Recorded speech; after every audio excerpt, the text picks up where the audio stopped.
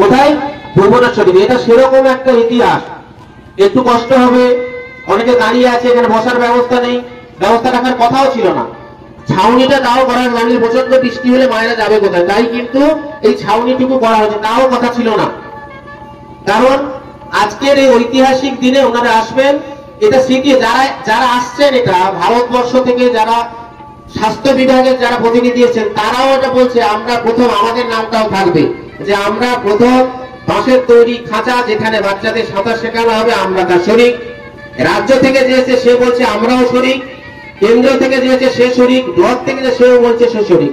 আর আমরা যারা এখানে পরিচালনা করছি বা আপনারা যারা এখানে সবাই এসছি, আমরা সবাই বলছি এই বাঁশের তৈরি খাঁচা যেখানে সাঁতার শেখানোর আজকে শুভ সূচনা, সেটাও আমরা শরিক।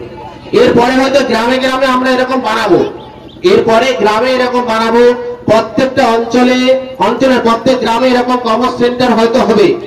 আমি হয়তো বলছি হয়তো হবে, কিন্তু এটা প্রথম, সেটা আপনাদেরকে মানতে হবে। আমরা কোথায় এখন দাঁড়িয়ে আছি, সেরকম একটা সিচুয়েশনে, সেরকম একটা সন্ধিক্ষণে আমরা আছি। ঠিক আছে, এটা আমি সবাইকে প্রেক্ষাপট বোঝার জন্য বললাম যে আমরা আসলে কারা এবং আমরা সেটার সাক্ষী।